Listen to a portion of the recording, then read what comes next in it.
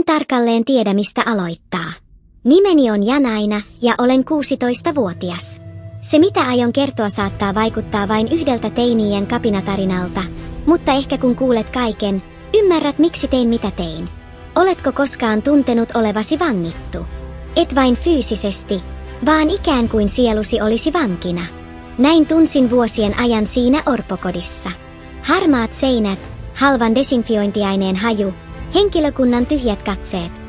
Kaikki se oli kuin tuomio ilman rikosta. Jos suljen silmäni nyt, voin yhä nähdä jokaisen yksityiskohdan huoneesta, jonka jaoin 5 muun tytön kanssa. Metalliset sängyt rivissä, karheat peitot ja hiljaisuus, jonka rikkoi vain tukahdutettu itku tyynyihin öisin. Se ei ollut kotini, nuo ihmiset eivät olleet perheeni. Ja pahinta, olin varma, että jossain oli joku, joka etsi minua. Varmaan mietit, miten päädyin sinne. Totuus on, että pitkään en itse tiennyt. Työntekijät sanoivat vain, että minut oli hylätty, että kukaan ei halunnut minua. Sellaiset sanat satuttavat enemmän kuin mikään fyysinen rangaistus, tiedäthän. Ne tarttuvat mieleesi kuin hidas myrkky. Johtaja, Donna Celia, oli pitkä ja laiha nainen, niin tiukalla nutturalla, että se tuntui vetävän kaiken ilmeen hänen kasvoiltaan. Kuri rakentaa luonnetta, hän toisti kuin mantraa samalla kun rankaisi meitä pienimmästäkin rikkeestä. Ja Jumala varjelkoon, jos kyseenalaisti säännöt, se johtaisi tunteihin pohdintahuoneessa, joka oikeasti oli vain pimeä koppi, jonne sinut jätettiin yksin ajatustesi kanssa. Ironista kyllä, juuri siellä aloin suunnitella pakoani. Oletko koskaan tehnyt päätöstä, jonka tiesit muuttavan kaiken? Joka ylittäisi rajan, jolta ei ole paluuta. Siltä minusta tuntui yönä, jolloin täytin 16 vuotta. Kukaan ei tietenkään muistanut sitä. Se oli vain 1 päivä lisää orpokodin yksitoikkoisessa kalenterissa. Kun muut tytöt nukkuivat, makasin katsellen halkeillutta kattoa laskien säröjä, kuten olin tehnyt pienestä pitäen. Silloin kosketin ainoaa todella omaa esinettäni. Vanhaa, rypistynyttä valokuvaa, jonka pidin piilotettuna patjan vuorissa. Siinä oli perhe, jonka uskoin olevan omani. Mies, nainen, vanhempi tyttö ja vauva. Käänsin kuvan 1000 kerran ja luin haalistuneet sanat takana. Meidän Janaina, 3 kuukautta. Voitko kuvitella millaista on kasvaa vain 1 palasella menneisyyttäsi? Se on kuin yrittäisi koota palapeliä 1 palalla. Sinä yönä päätin, että oli aika löytää loput palaset. Hei, oletko vielä siellä? Kerron kaikkea tätä enkä edes tiedä kiinnostaako sinua. Mutta jos kuuntelet, haluan sinun tietävän, että se ei ollut impulsiivinen päätös.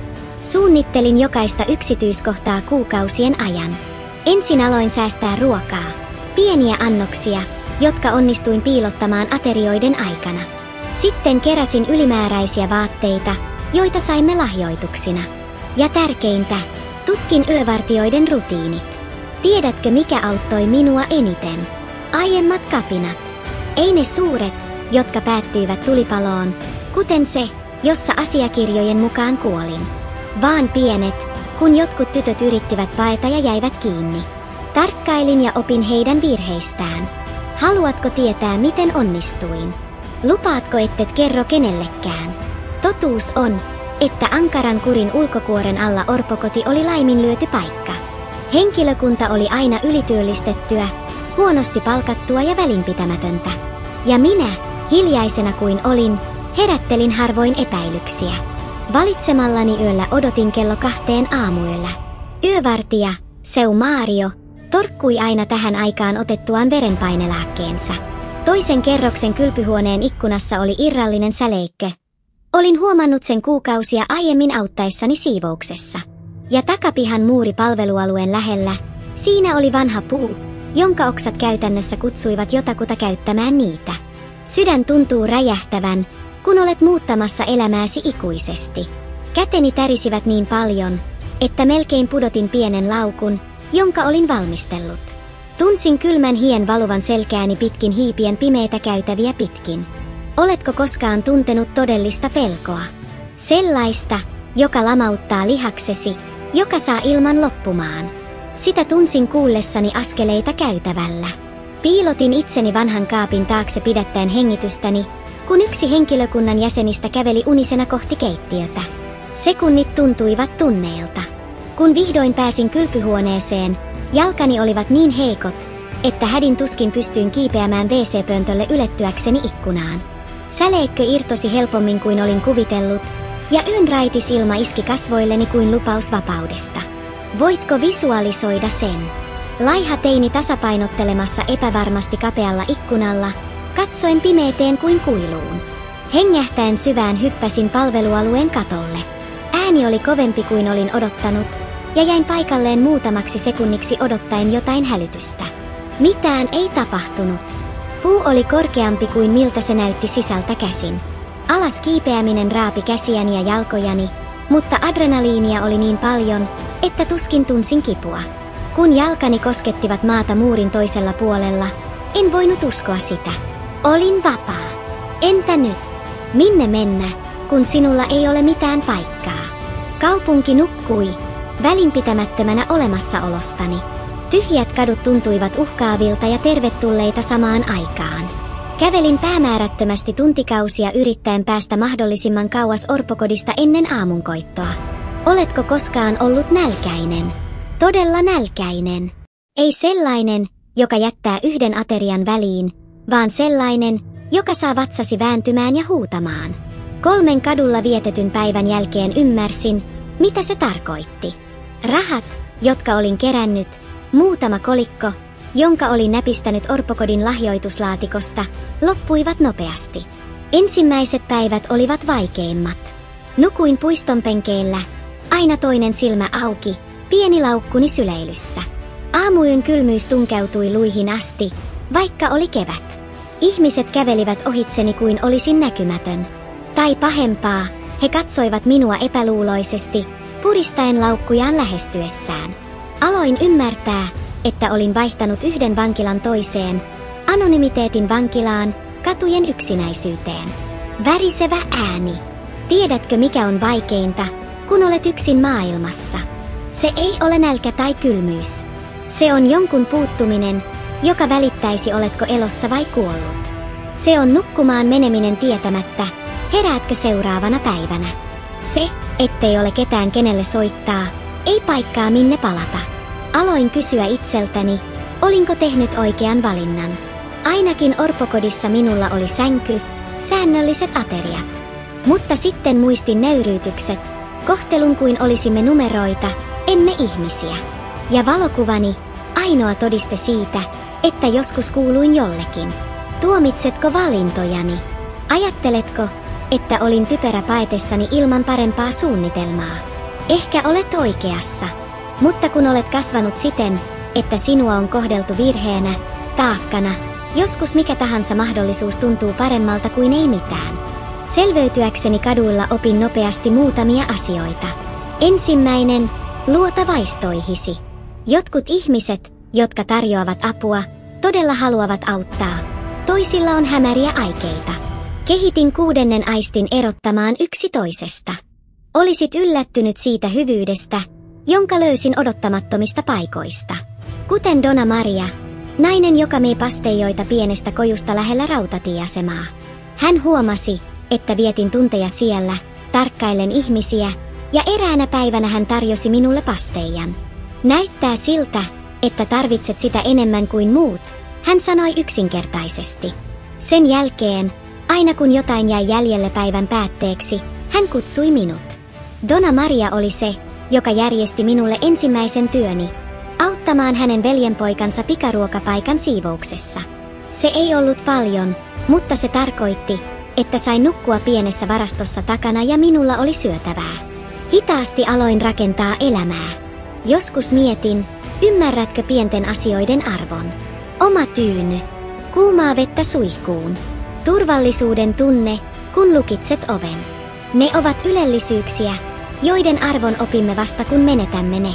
Tänä aikana en koskaan lakannut ajattelemasta perhettäni. Valokuva oli aina mukanani, yhä kuluneempi käsittelystä. Joskus ennen nukahtamista keksin tarinoita siitä, millaista olisi löytää heidät. Kuvittelin lämpimiä halauksia, ilon kyyneleitä, selityksiä, jotka saisivat kaiken kärsimyksen tarkoittamaan jotain. Se oli liian kaunis unelma uskoa, että siitä voisi tulla totta. Mutta tiedätkö mitä? Elämällä on outo tapa yllättää meidät, kun vähiten odotamme. Olin elänyt omillani 6 kuukautta. Olin säästänyt jonkin verran rahaa ja vuokrannut pienen huoneen majatalosta. Se ei ollut paljon, mutta se oli minun. Työskentelin 2 paikassa. Yhä pikaruokapaikassa aamuisin ja iltapäivisin pienessä kirjakaupassa. Omistaja, Seu Carlos, oli herra, joka rakasti kirjoja enemmän kuin ihmisiä, mikä sopi minulle täydellisesti siihen aikaan. Se oli sateisena tiistaina. Kirjakauppa oli tyhjä, kuten tavallisesti tällaisina päivinä. Järjestelin hyllyjä, kun Seu Carlos teki inventaariota. Oven kello kilahti, ja sisään astui nuori nainen, ehkä 10 vuotta minua vanhempi. Hän oli läpimärkä ja vaikutti kiihtyneeltä. Etsin kirjaa sukututkimuksesta, hän sanoi, riisuen märän takkinsa. Hänessä oli jotain, kasvojen muodossa, puhetavassa. Jotain tuttua, jota en osannut tunnistaa. Auttaessani häntä löytämään kirjan, juttelimme hieman. Hän kertoi tutkineensa perhehistoriaansa vuosia. Menetin pikkusiskoni kun olin teini-ikäinen, hän selitti. Tulipalo orpokodissa. Mutta äskettäin sain tietää, että ehkä hän selvisikin. Tauko, värisevä ääni. Oletko koskaan tuntenut kuin maailma lakkaisi pyörimästä? Kuin kaikki ympärilläsi oleva melu katoaisi ja jäljelle jäisi vain sydämesi syke. Siltä minusta tuntui sinä hetkenä. Mikä orpokoti? Kysyin, ääneni melkein pettäen. Kun hän mainitsi nimen, käteni pudotti kirjan, jota pidin. Ääni tuntui kaikuvan pienessä kirjakaupassa. Katseemme kohtasivat, ja jokin muuttui. Hän tuli lähemmäs, tutkien kasvojani kuin näkisi aaveen. Mikä on nimesi? Hän kysyi. Janaina, vastasin. Hän vei kätensä suulleen, hänen silmänsä välittömästi kyyneleiset. Kuinka vanha olet? 16. Onko sinulla jotain perheeltäsi? Jotain, jonka toit mukanasi? Vapisevilla käsillä otin taitetun valokuvan taskustani. Kannoin sitä aina mukanani. Kun annoin sen hänelle, hänen sormensa tärisivät yhtä paljon kuin omani. Liikuttunut ääni. Se olen minä, hän kuiskasi, osoittaen vanhempaa tyttöä kuvassa. Ja nämä ovat vanhempamme. Ja tämä vauva, se olet sinä. Voitko kuvitella? 16 vuotta uskoen olevasi ei kukaan, ja yhtäkkiä saat tietää, että sinua rakastettiin, etsittiin, surtiin. Että se, mikä piti toivoasi elossa pahimpina hetkinä, ei ollut vain unelma, vaan todellisuus. Laura, tämä oli siskoni nimi, halasi minua kuin peläten, että saattaisin kadota jälleen. Itkimme yhdessä, siinä keskellä kirjakauppaa, kun Seu Carlos katseli hämmentyneenä. Tarina, jonka Laura kertoi minulle seuraavina päivinä, käänsi maailmani ylösalaisin. Minua ei ollut hylätty, kuten minun oli aina annettu uskoa. Tapahtui onnettomuus, kun olin vain 3-vuotias. Eksyimme toisistamme matkan aikana, ja minut vietiin orpokotiin. Vanhempani etsivät minua epätoivoisesti. He ilmoittivat katoamisestani, palkkasivat etsivät, levittivät julisteita kuvallani. Mutta järjestelmä oli virheellinen, ja minut oli rekisteröity toisella sukunimellä orpokotiin, byrokraattinen virhe, joka piti meidät erossa vuosia. Ja sitten tuli tulipalo. Kapina orpokodissa, vuosia sitten, kun olin 7-vuotias. Useita asiakirjoja tuhoutui, ja joitakin lapsia kuoli. Jotenkin nimeni päätyi kuolonuhrien listalle. Meille kerrottiin, että olit kuollut, Laura selitti, pitäen käsiäni. Äiti ja isä eivät koskaan täysin toipuneet. Mutta minulla oli aina tunne, että jokin ei ollut oikein. Kun täytin 20 vuotta, aloin tutkia asiaa itse. Voitko kuvitella näiden paljastusten painoa? Saada tietää, että koko elämäsi on rakennettu valheen päälle. Että yksinäisyyden ja kärsimyksen vuodet olisi voitu välttää. Hiljaisempi, mietiskelevä ääni. On outoa, miten viha ja kiitollisuus voivat olla olemassa samaan aikaan. Olin raivoissani menetetystä ajasta, minulta varastetuista vuosista. Mutta myös syvästi kiitollinen siitä, että Laura ei koskaan luovuttanut, että hän seurasi vaistoaan, vaikka kaikki viittasi siihen, että olin kuollut. Entä vanhempamme? Kysyin viimein, peläten vastausta. Osa minusta pelkäsi yhä, että kaiken jälkeen he eivät ehkä haluaisi minua takaisin. He eivät koskaan menettäneet toivoa, Laura sanoi surullisesti hymyillen. Edes symbolisten hautajaisten jälkeen, kun sinut julistettiin kuolleeksi. Isä säilyttää yhä lelujasi. Äiti juhlistaa yhä syntymäpäivääsi joka vuosi. Silloin ymmärsin, että minun täytyy kohdata heidät. Ei vain itseni vuoksi, vaan myös heidän. Oli aika parantaa haavat, jotka aika ja olosuhteet olivat luoneet. Oletko koskaan valmistautunut elämäsi tärkeimpään hetkeen? Miten pukeutua? Mitä sanoa? Miten reagoida? Nämä kysymykset kuluttivat minua matkalla vanhempieni kotiin. Laura ajoi hiljaisuudessa, kunnioittaen mielentilaani. Satunnaisesti hän puristi kättäni tuen eleänä. He rakastavat sinua heti, hän vakuutti. Aivan kuten he eivät koskaan lakanneet rakastamasta. Talo oli yksinkertainen, rauhallisessa lähiössä kaupungin laitamilla. Hyvin hoidettu puutarha kuisti keinutuoleineen. Se näytti suoraan lapsuuteni unelmista siitä, millainen oikea koti olisi. En kertonut heille, Laura tunnusti pysäköidessään. En pystynyt puhelimitse. Ajattelin, että heidän täytyy nähdä omin silmin. Hengittää syvään, värisevä ääni. Jalkani tuskin kantoivat minua, kun kävelimme ovelle.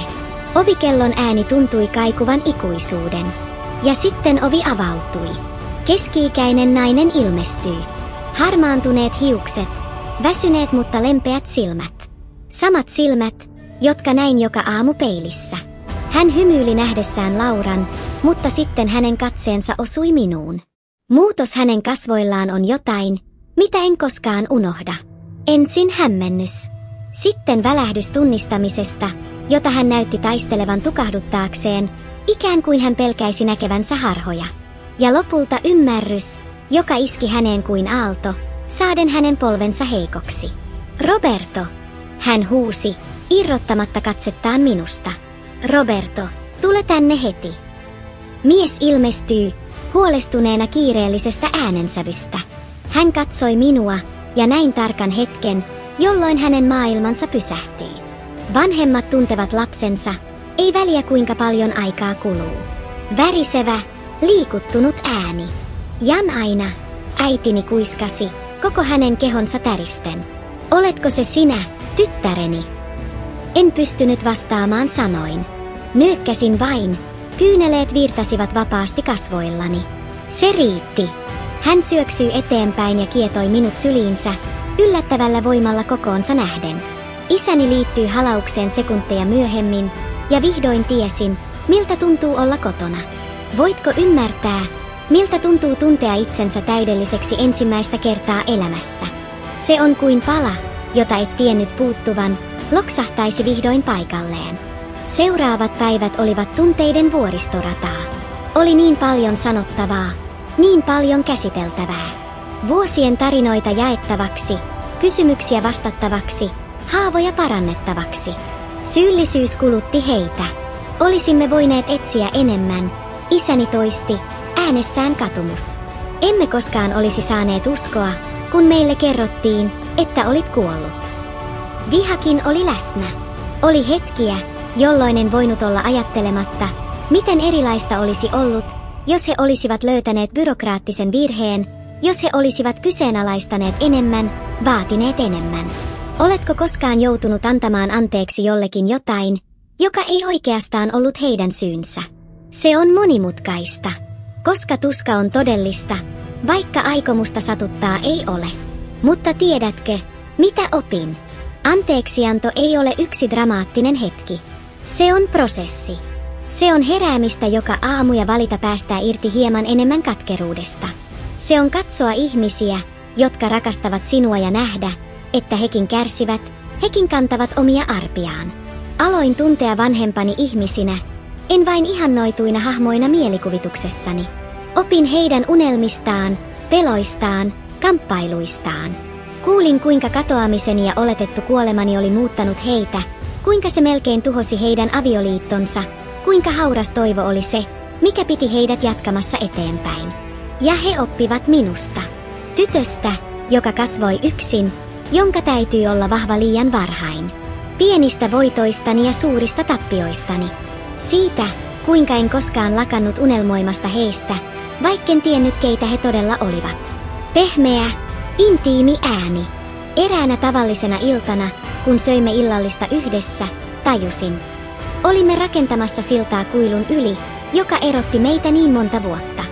Se ei olisi täydellistä. Mikään ei koskaan ole. Tulisi vaikeita päiviä, kivuliaita keskusteluja, etäisyyden hetkiä. Mutta olisi myös tämä. Mahdollisuus olla perhe. Mietitkö, oliko se kaiken arvoista? Oliko kaikella kivulla ja yksinäisyydellä jokin tarkoitus? En osaa vastata siihen. Ehkä jotkut asiat vain tapahtuvat, ilman suurempaa syytä kuin elämän kaos. Mutta tiedän olevani vahvempi matkani ansiosta. Osaan arvostaa asioita, joita monet pitävät itsestäänselvyytenä. Tänään on vuosi siitä, kun löysin perheeni. Vuosi sopeutumista, oppimista, paranemista. Palasin kouluun, minulla on uusia ystäviä, unelmoin yliopistosta. Huoneessani on violetit seinät, lempivärini, jonka äiti jotenkin muisti. Hyllyssä ovat kirjat, jotka isä säilytti minulle kaikki nämä vuodet, odottaen, että lukisin ne jonain päivänä. Se ei ole aina helppoa. On öitä, jolloin herään yhä paniikissa, luulen olevani takaisin orpokodissa. Päiviä, jolloin epäluottamus ja hylätyksi tulemisen pelko palaavat. Aloitin terapian käsitelläkseni traumaa, oppiakseni luottamaan uudelleen. Päätöksen sävy. Jos pääsit tähän asti tarinassani, ehkä mietit, mikä on viesti, opetus, jonka haluan jakaa. Ehkä odotat jotain syvällistä päätelmää, jotain inspiroivaa lausetta vietäväksi mukanasi. Totuus on, että minulla ei ole lopullisia vastauksia. Tiedän vain, että jopa synkimmissä olosuhteissa on mahdollisuus valoon. Että ihmiset voivat yllättää meidät hyvyydellään ja sinnikkyydellään. Että perhe ei ole vain verta, vaan myös päivittäinen valinta rakastaa ja antaa anteeksi. Ja ennen kaikkea, että tarinamme ei ole kirjoitettu kiveen. Että voimme olla kohtalomme kirjoittajia, vaikka maailma näyttäisi vehkeilevän meitä vastaan. Hiljaisempi, intiimi ääni. Joten, jos käyt läpi vaikeita aikoja, jos tunnet itsesi yksinäiseksi tai toivottomaksi, muista tarinani. Muista, että joskus huominen pitää sisällään yllätyksiä, joita emme voisi kuvitella tänään. Että ehkä, jossain, joku etsii sinuakin. Ja jos voit hyvin, jos sinulla on siunaus rakastavasta perheestä, älä pidä sitä itsestäänselvyytenä. Kerro ihmisille, että rakastat heitä kun voit. Rakenna muistoja, luo siteitä, viljele kiitollisuutta. Nyt suljen tämän nauhoituksen ja palaan olohuoneeseen, missä perheeni odottaa minua katsomaan elokuvaa. Tavallinen näky, triviaali monille. Mutta minulle. Se on koko maailma. Kiitos kun kuuntelit tarinani. Toivon, että se kosketti sinua jollakin tavalla.